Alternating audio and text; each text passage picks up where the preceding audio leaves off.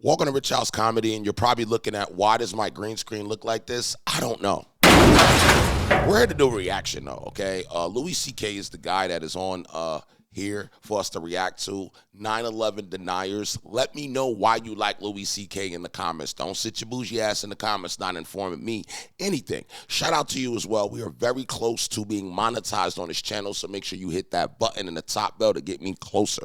Now, I'm going to make myself a little bit smaller. We're going to go right into this reaction, and that's it. I mean, what else could we do? I don't know what is going on, but let's have a good time. Let's get right into it. The other day, and we're listening to NPR. We always listen to NPR because we're better than you. And what is NPR? So we're listening to NPR at breakfast the other morning, and there's this one story where they kept using this phrase. They kept saying 9/11 deniers. They kept saying that. 9/11 deniers. And my daughter was like, what is that? And I said, well, it's a group of people that think September 11th was a conspiracy. And she said, oh, I thought they were saying 9/11 deniers.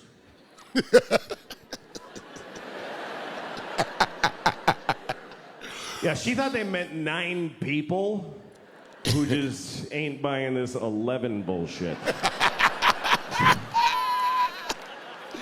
Yo, I'm all about a good conspiracy theorist, but yo, some of them be extreme, guys. They be too extreme where you can't even connect to it, and you like, yo, I feel like a cuckoo bird even watching it. A small fringe group, really. There's only 9 of them. But they still got on NPR. They got on the radio because they're dedicated. They protest every day. They're the 9/11 deniers.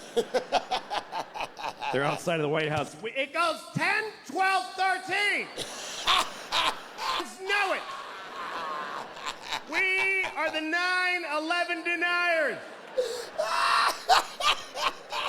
We know that 11 is a bullshit number propagated on the people by the man. Why do we have 11 when we have 13 and 14 and 15, 16, 17, motherfucking 18 and 19, but we do not have a 1 teen. 1 teen.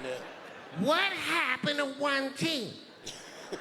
The government took 1 teen and replaced it with some bullshit called 11. We are the 9 that deny that shit. Mr. President, give us back 1 teen.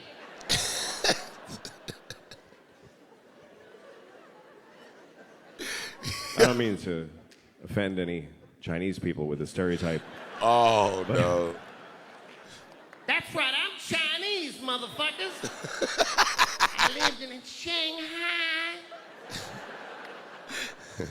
I'm Chineser than a motherfucker. With chopsticks and whatnot.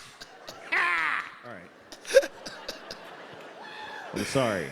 If you are laughing at these racist jokes, we love it. Welcome to Rich House. Yeah, we love when people are offended. We don't like that sugar-coated comedy. Here's the thing. Stereotypes are harmful. That's the truth. But the voices are funny. And I don't know how to reconcile those two facts. That's a fact. He's right, though. I enjoy doing the voices. I do, too. But they're offensive, so I do them at home. I used to do them for my kids when they were little. They liked them. They didn't know it was a race thing. They just enjoyed, Daddy, do the friendly man. You want me to be the friendly man, little girl? We love the friendly man. He loves little white girls, too. Let's have some scrambled eggs.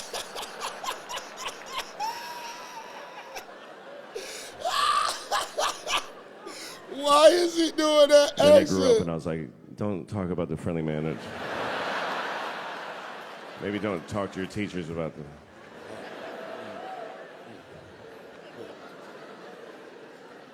My kids go to public school in New York City, and all right, send your kids there then. Teach them. Shout out to the people that are from the East Coast. I am from the East Coast. I grew up on the East Coast. I now live on the West Coast. That's what life is like. The teachers amaze me because I don't know. This is the worst. Here's the worst thing about this country to me is that there's no more noble profession than to be a public school teacher. It's easily. Please don't. You're not gonna like it.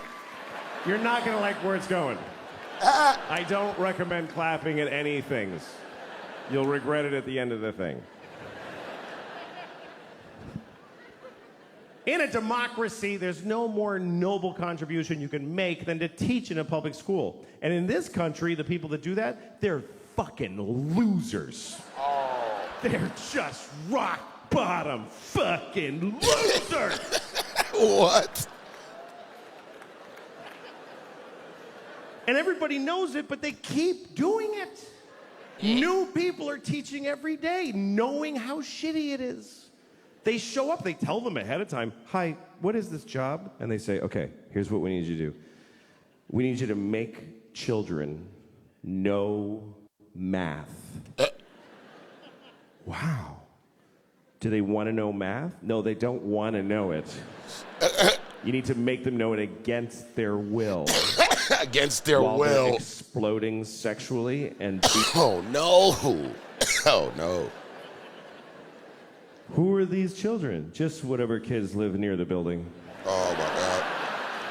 That's my biggest fear, you know what I mean? It's like I want the teachers to love my son like they love the rest of the kids. I think that's ultimately the goal of us as parents that are on this this content right now, right? Hashtag parent gang. We want the people to take care of my son the way you would take care of your kids. You know what I'm saying? Like I don't want you to just be at work like, oh, another number, because you won't care.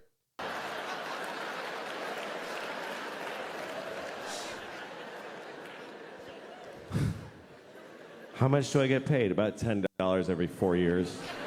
Oh, no. Hey, yo, what is the going rate for teachers, guys? If you're a teacher, let me know how much you're getting paid and what state you're in. What if I get really good at it? What happens? Nothing. Nothing happens. Nobody notices, and you get fired, and you die alone. Oh, no. Okay, I'll try it for 25 years. He said, I'll try it for 25 years. My daughter's learning about Greek mythology. And she was asking me questions about it. She was like, Daddy, who's Achilles' mother? I said, I don't fucking know. Don't ask me that shit. I don't know who Achilles' mother is. Don't yell it out if you know it, please. It's Camp Amputees. Nobody cares what you know. She had a question about Achilles, and it was an interesting question, and I'll tell it to you. But first, the story of Achilles, real quick. Achilles was a baby. He was a Greek baby. And... he didn't say that way, but when he was a Greek baby, his mother, who was a goddess, took him into the river Styx, which is at Hades, the land of the dead, and she dipped him in the water of the river Styx because there was a magical quality to that water that it would make you impervious of any harm. You couldn't be hurt. It was like a shield, right? So she dipped him in that water to protect him, but she held him by the heel. That's the important detail. Held him by the heel, which is an awkward way to hold a baby. By the heel. Try holding a baby by the heel and dipping it in a river. It's crazy. You will never see that baby again. They lose the baby in the water. I was trying to wash him and he fell in the river. Sorry, Mr. Achilles, I lose your baby. You told me to hold him by the heel. He sleep. Achilles' mother's a Mexican nanny. It's a lesser-known character in the Iliad. He's funny. Anyway, his mother, she was able to hold on, of course, because she was a goddess. She was the goddess of grip or whatever, I don't know. And she held on, grip. And then he was protected, except on his heel. His heel was not protected.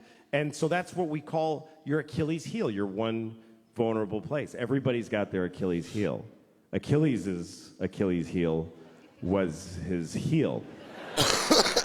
Like literally. Said literally. You made it to this part, right? Literally, in the comments. Anyway, so my daughter, here was her question. She said, how come his mother didn't just dip him again? She could have just dipped him one more time with the other leg in there. Or did she just like you're like a sign that says one dip per goddess? One did you ever dip. color an Easter egg? It's not that complicated. You dip it, and then you hold it differently and dip it again. Smart kid. I was proud of her. But at the same time, I thought, who the fuck are you to judge this woman? It bothered me. Because here's what the story of Achilles teaches me, is that if you're a parent, it's never enough what you do for these motherfuckers. Never. It's Never. just never enough. It's still gonna be your fault. How much more do you want from a mother? She dipped her kid in magic water and protected 99% of his body. Is any of it up to him? See, right? He could have just wore a big shoe and be careful. Yeah. But he goes out in sandals, fucking flip-flops. And a sword and fights the whole planet. I'm Achilles because my mother dipped me. Yeah, he crazy. Finally, somebody got him in the heel, and he's like, Mom! Thanks a lot, Mom! Get my heel. She's so stupid, she ruined it. Fuck you, Achilles, you Greek doofus. Okay.